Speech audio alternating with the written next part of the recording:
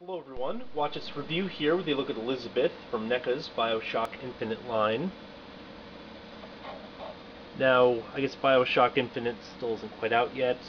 Probably won't be picking it up exactly at release, but at some point I will most likely play it. But I figured, get the figures ahead of time, because later on they might sell out.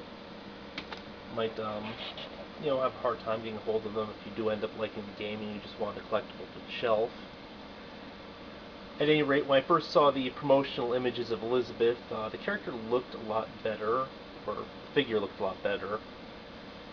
Actually, this is closer to what I remember. This is what I got. For some reason, the head sculpt looks a little bit off, but, it might look a bit better out of package.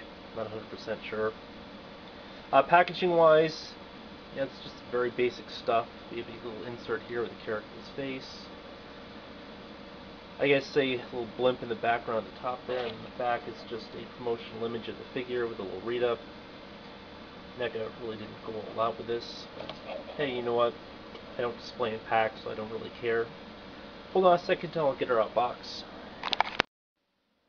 Elizabeth stands a little over 6 inches tall. Here's the Marvel Legends first appearance Spider-Man for a little height comparison. And she represents a sort of interesting mix of, I guess, almost materials, in that she's got a cloth dress here, but the upper bodice, I think it's called a bodice, or maybe it's a corset, I don't know what the heck this is, but it's like a soft rubbery plastic. So I think she actually has a joint underneath here, because you can kind of move the figure around, but the actual thing restricts movement. And then we have another soft rubbery plastic part for the jacket here. Then, like, the arms are normal sculpting. I think everything else is basically normal sculpting. Now, the character apparently is detailed underneath the dress. She has boots and stuff. And it almost feels like there's another joint underneath there, so I'm not sure if these are meant to also come off if you wanted to pose her, but nah. I'm not going to try it because I imagine it'd be difficult getting the boots back on. But you can at least feel rotation here. And it does feel like there's some forward back, but eh. The knees are on ball sockets. The hips, I think, are on just like normal ball joints. There's an okay range of movement. I guess the dress has enough material here to accommodate her kicking out and stuff. So it's a mix of like a felt, and then right towards the edge they added like this other cloth trim. It's not like a whole thing going throughout. Not that it really matters, but in case you were curious. Now, while I like a lot of this figure, I'm just really not feeling the face. I mean, something about it just looks sort of crazy off. Not quite sure what it is either. Whether it's the expression, maybe it's the ginormous eyes. I don't recall the character looking like moderately creepy in the game or anything, or the trailers for the game at this point. But yeah, I could be mistaken. It could be a good representation. You will notice that there's a fair amount of paint on this one.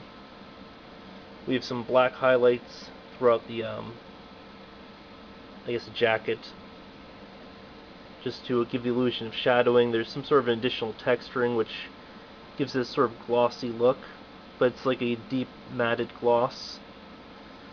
The bodice here has, I guess, various little crumples and things carved in, as well as a bit of shadowing. Also a sort of silver glittery paint that's mostly applied for this line here, but throughout it's got sort of a glossed effect. I mean, it's definitely a pretty well done figure. I guess a lot of it's probably done like this just to sort of match this portion, because this has a shine. The upper body, I suppose, must have a shine, but yeah. She has rotation at the wrist. We have a ball socket here at the elbow, ball jointed shoulders, partially impeded by the jacket, and then the head seems to be on a physical ball. So, decent range of motion. And I guess overall a pretty decent figure. Again, just not feeling the head sculpt. The hair, by the way, pretty well sculpted. It's got a mix of shadowing as well. It's sort of a dark brown, and then they have a black sort of mix throughout. Again, just a really decent looking figure besides the head sculpt. It's been a while since I picked up a... Well, actually, no, I bought some of the Gremlins for the NECA series, but NECA in general, I've been buying a little bit less of ever since I've had some quality issues with a few of them, like the Big Sister's arm snapped off of me. I don't seem to have any issues with this, so, it's cool. At any rate, this has been a look at Elizabeth from the BioShock Infinite series. Until next time, folks.